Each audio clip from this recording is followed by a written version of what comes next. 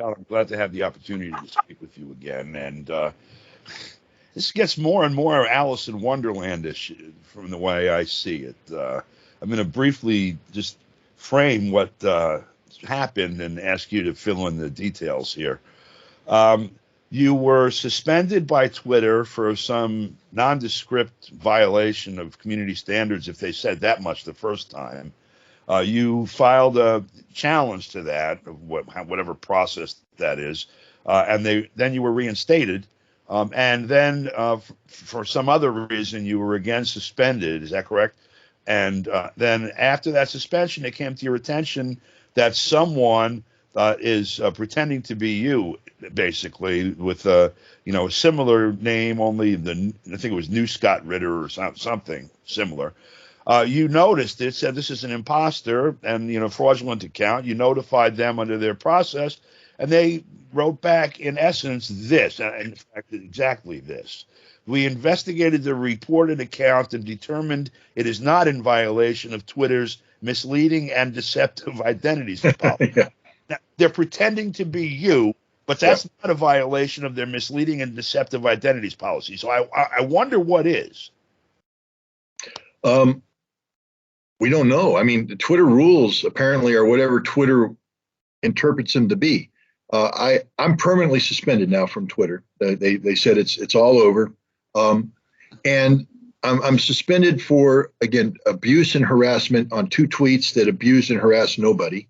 They simply took a counter narrative approach to a very sensitive topic. That is the murders of Ukrainian civilians in Bucha. Who did it? There's the $1 million question.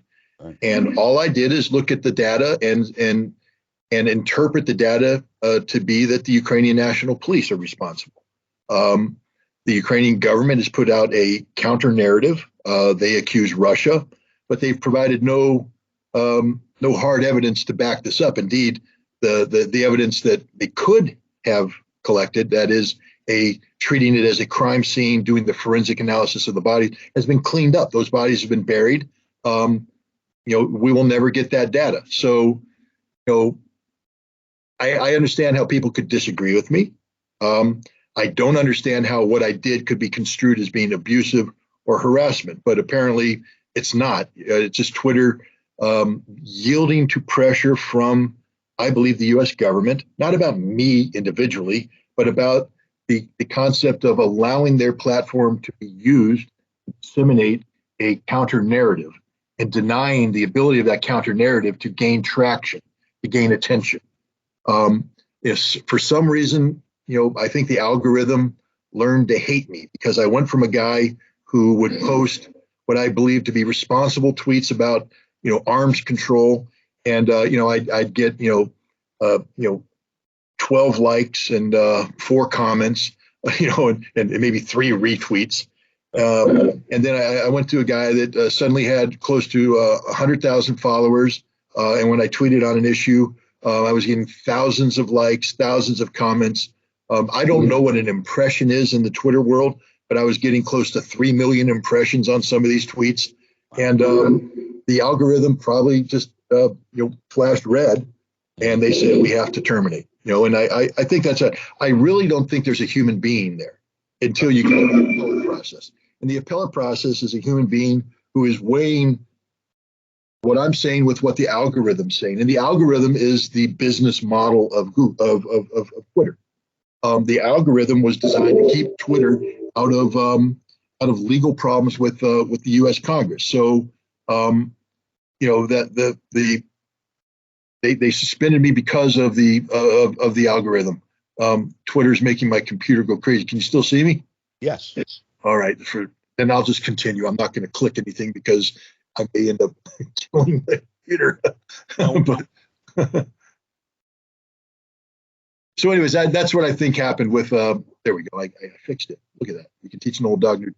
But I think that, I was suspended because of the algorithm, not because of any rules violation. And I don't know how to respond to the New Scott Ritter thing because I read their rules very carefully about what constitutes impersonation. The guy took my photographs without my permission. He recreated visually my account And then he said, I am back, implying me, not the fake guy. He didn't say, I'm a fake guy pretending to be Scott Ritter. I'm back. This is a parody. I'm a fan of Scott Ritter. He said, I am back. So their rules are very clear about this. And yet they decided that when it came to me, the rules don't matter. It was okay. And the danger of that is, I mean, I'm off their platform now, but I'll tell you why it's not just a humorous thing. Because at first I was like, all right, yeah, I don't care. But then I was like, no, wait a minute. I didn't go into Twitter to get followers. That wasn't my goal. But somewhere along the line, a portion of the Twitter community decided that they wanted to listen to what I had to say, for better or for worse. Right. And therefore, there is an inherent responsibility to ensure that what is being put out in my name genuinely reflects what I want to say. Right. People disagree with me, agree with me, whatever. You have someone come on, and again, this is sort of humorous, but I started Twitter. It took me 3 years to get 4,000 followers. 3 years. The guy who called himself New Scott Ritter came on, and in an hour he had 6,500 followers.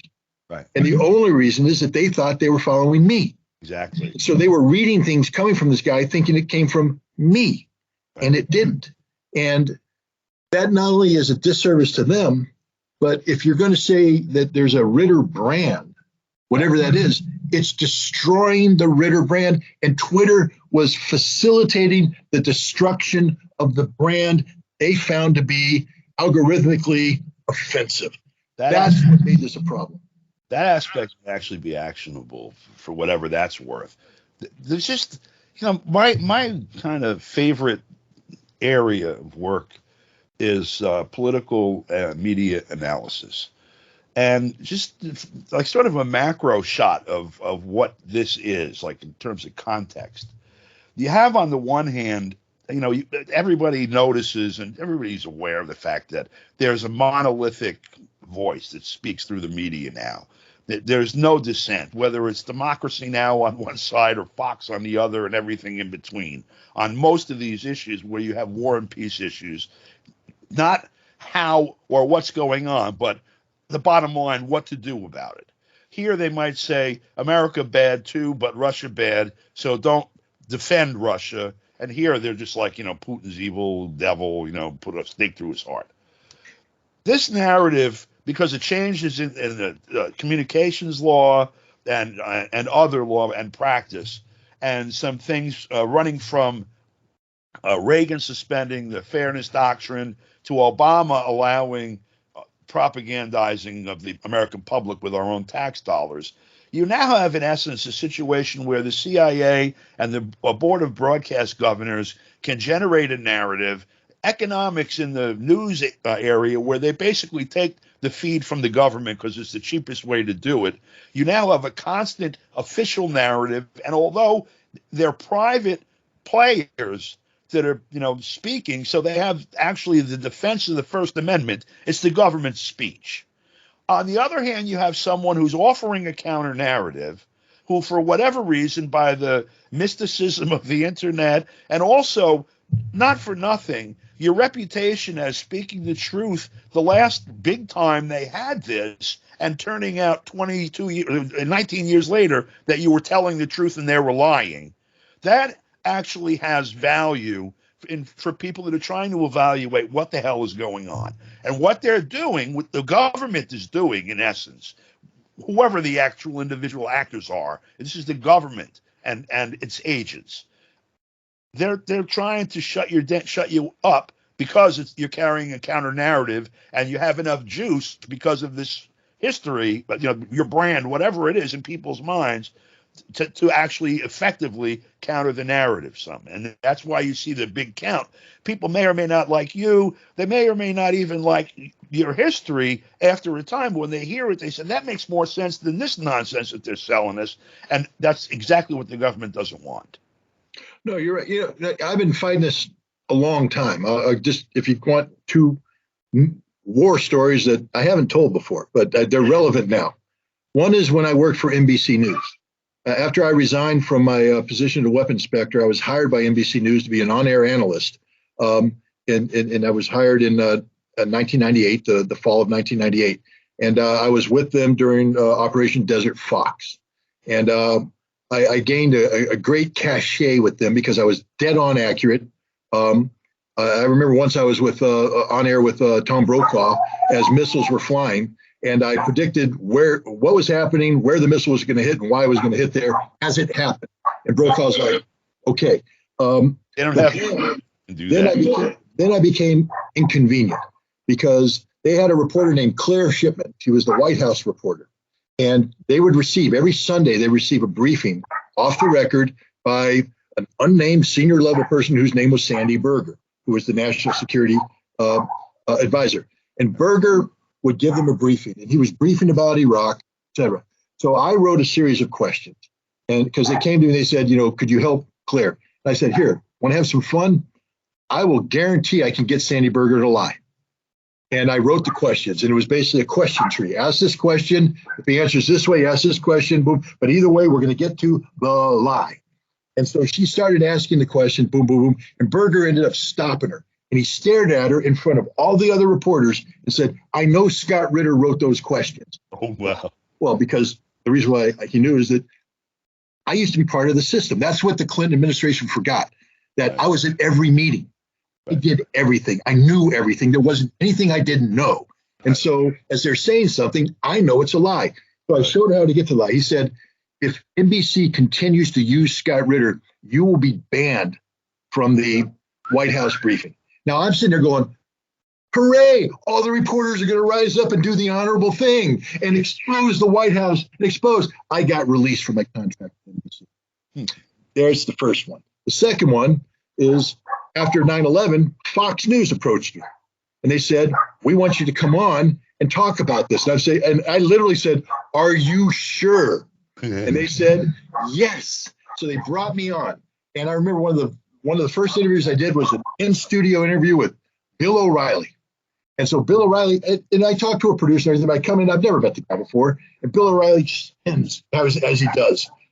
Scott Ritter, Saddam Hussein is in the process of building nuclear weapons, and you're here tonight to tell us how he's building nuclear weapons and why he's a threat. And I said, Bill O'Reilly, I'm here to tell you right now that Saddam Hussein is not building nuclear weapons. He is not a threat. And O'Reilly's just like, you hear the producer screaming in his ear and all this stuff. Anyways, they cut. O'Reilly wouldn't even look at me. I left. Now, I had just signed my contract at Fox News, and suddenly the word came down, not only will you not let Ritter back on Fox News, but you will not release him from his contract, which means he can't talk to anybody else. So basically, I sat at home. I could write and I could do stuff, but everybody's calling saying they want me on air. I couldn't go on air because Fox owed me. And so I'm here to tell you right now, the media and the government relationship is real. Yeah. The government dictates to the media, and anytime the media deviates from that, there will be a problem. So this isn't something that's new. This has been going on as long as I've been involved in the news business. Because prior to that, I was a weapons inspector and a military officer, and I just didn't do the news.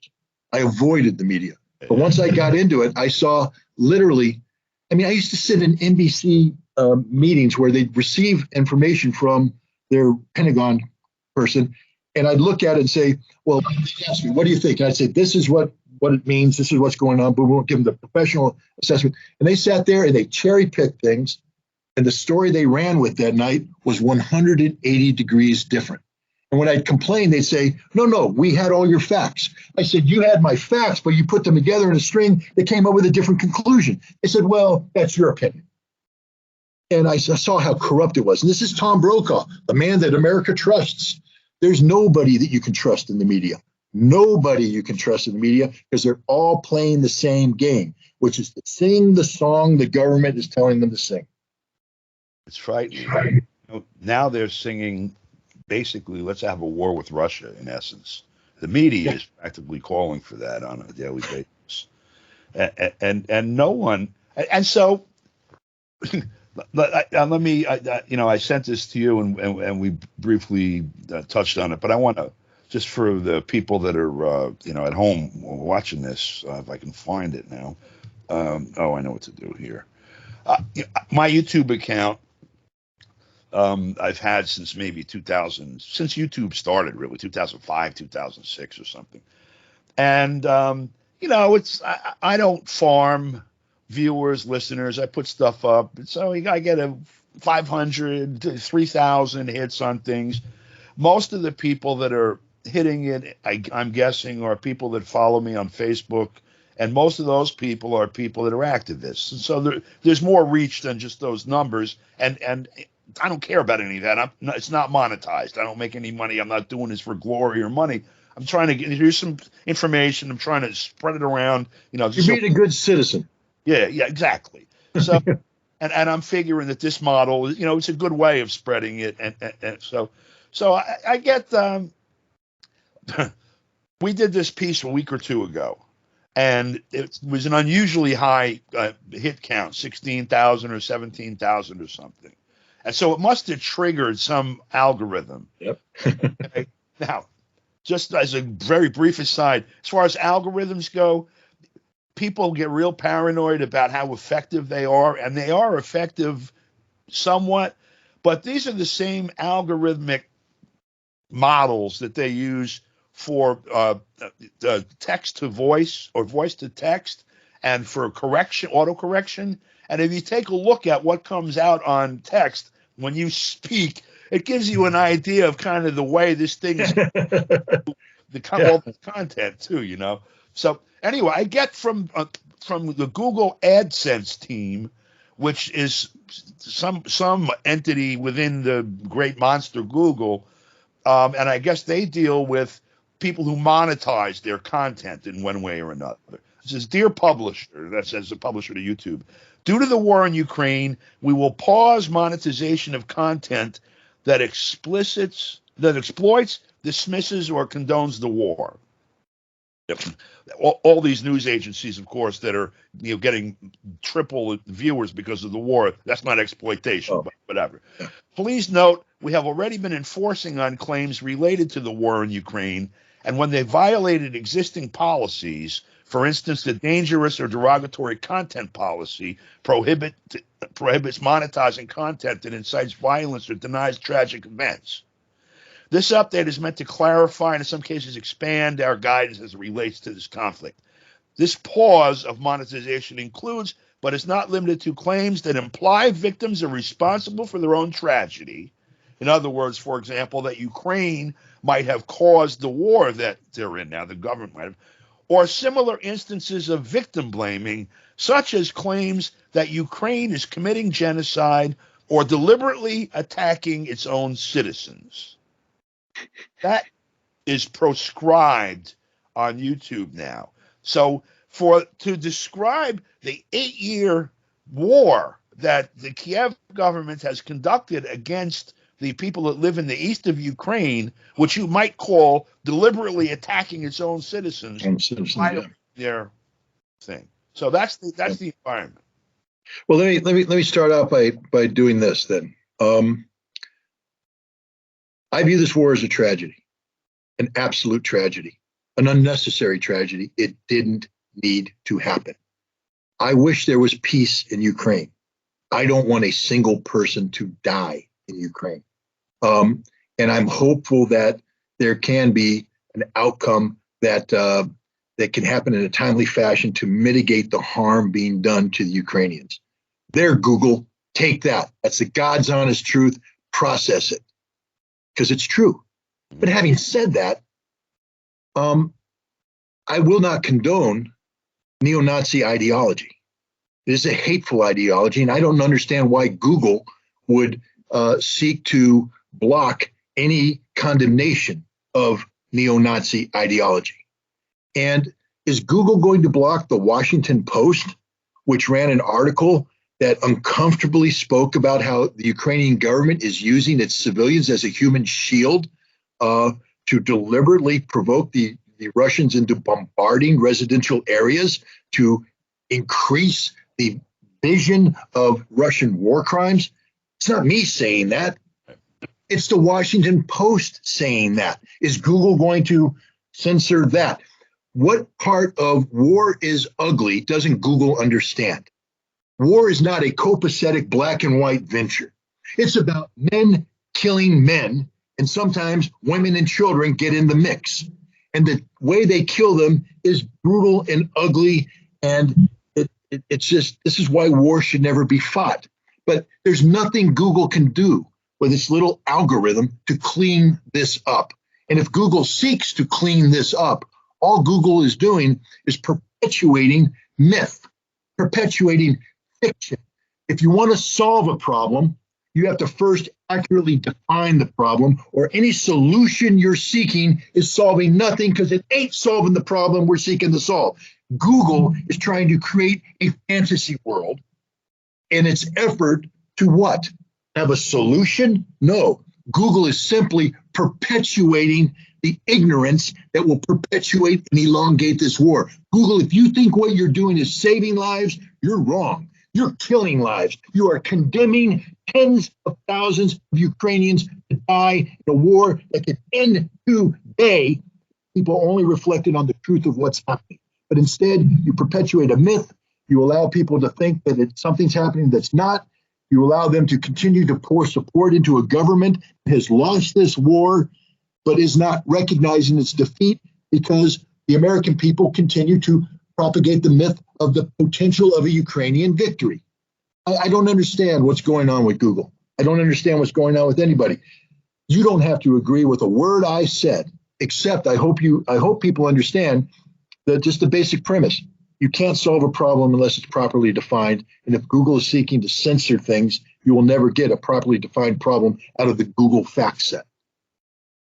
You know, we've just gone through a 2-year public argument over following the science, believing in the science, et cetera, with the population divided over this question in like hostile camps. And with the media carrying that banner, you know, believe the science, et cetera, and that their presentation of the science is the science. You know, the science of understanding human society and of making policy, particularly war policy involving nuclear armed parties, requires an information flow that is unimpeded, that allows, the facts to be openly vetted. And this, an automatic pilot, perhaps,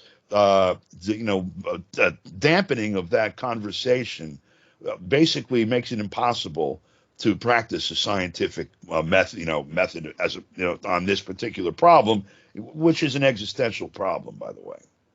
Could you imagine a doctor? Because we're talking about science. Yeah. Let's say I come to the doctor. I wake up this morning and I got a rash.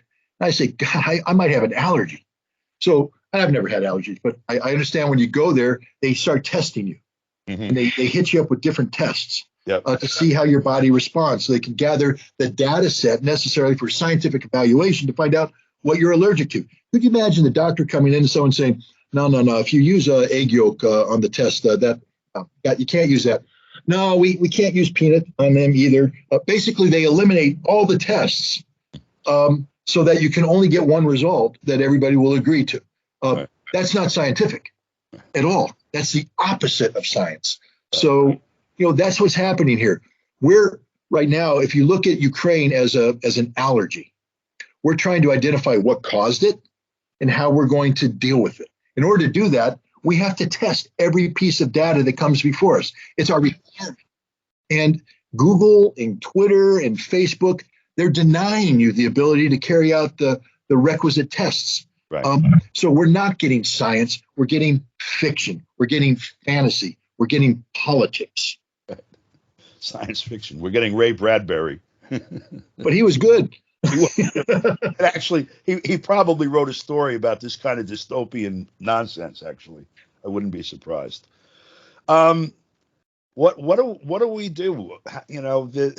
The need to communicate this information is immediate, obviously. The war is still ongoing, and the voices from inside the government, and from Congress particularly, and from the administration, and from the media, and across Hollywood, pretty much the entire cacophony of voices in this country are driving to a war with Russia. intact. If not, if the call isn't overtly to have a war with Russia, it's instead do this to shoot down Russian planes, which means a war with Russia or whatever.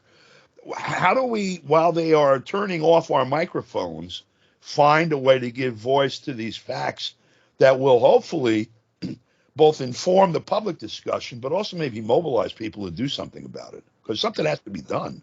No, something has to be.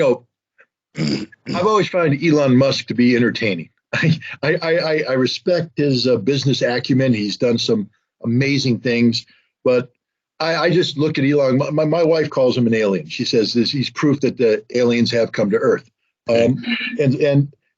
But he has impressed me like nobody else has impressed me lately with what he's doing with Twitter.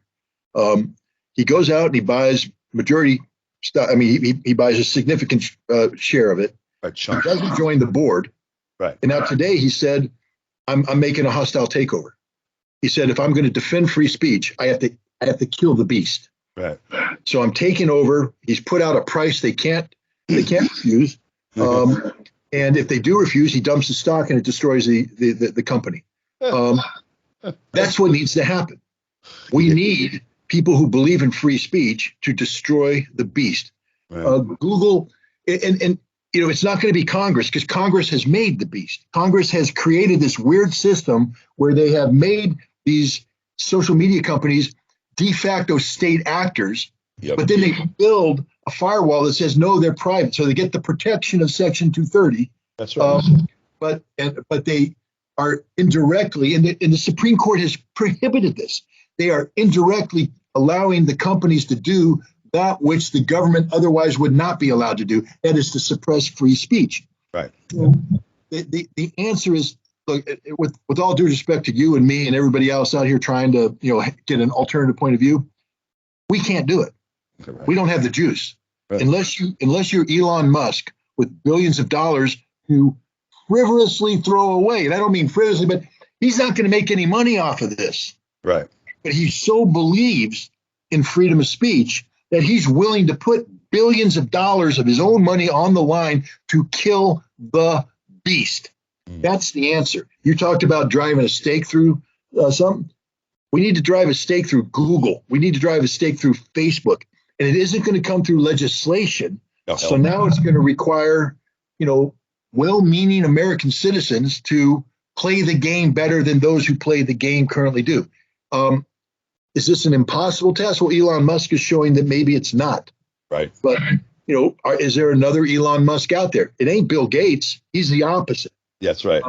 But is there somebody else out there who has the money and has the vision to trust the American people to police themselves when it comes to free speech? I mean, why can't you trust people? This is a thing that kills me. The greatest threat to the democracy isn't disinformation. Right. The greatest threat to democracy is the suppression of debate. That's right. Because I trust that if I took a random selection of American people, put them in an auditorium, and had me go up and debate somebody else, that at the end of this debate, if we're both allowed to say what we want to say, the audience will go with their gut, and their gut will tell them what's right and what's wrong. Look, I've done this several times.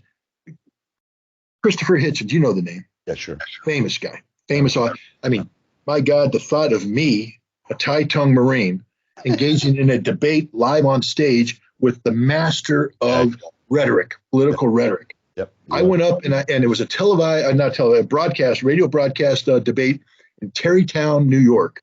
Oh, wow. And you can find it online. It's there. And I crushed him. Now, I mean, by the end of it, there wasn't, he brought in his boys and girls because he was teaching at New York University at the time. So he brought them in. He had his little acolytes in the front. But even by the end of the debate, they were silent. The audience was won over because fact beat fiction. Right. Fact beat fiction. And there wasn't any way he could spin what he was trying to sell as fact as anything other than fiction by the end, once it was tested through debate, dialogue, discussion, civil nonetheless. Civil. We weren't screaming. We weren't fighting. There wasn't a fist fight. It was what America is supposed to be. Yep. And the truth won out. The problem is the system doesn't trust the truth because the truth is counter to what they want to have. If they trusted the truth, they wouldn't be able to get away with what they're doing. That's right. Well, the system also doesn't trust the people. That's at the root of the problem. Correct. So we're a democracy that doesn't trust that which makes a democracy viable. That's right. Yeah. That which makes a democracy exist. We're out of time. I really appreciate. Okay, sorry. A ramble. And so, let's see what happens. We'll do the best we can with what we got going on, and try not to lose our minds watching these crazy people. Well, if you haven't been deplatformed and you feel there's a benefit to having me come on and talk with you again, I'd be more than happy to do so. I'd love to. Thank you very much. Okay, Don. Thanks. Take care, brother.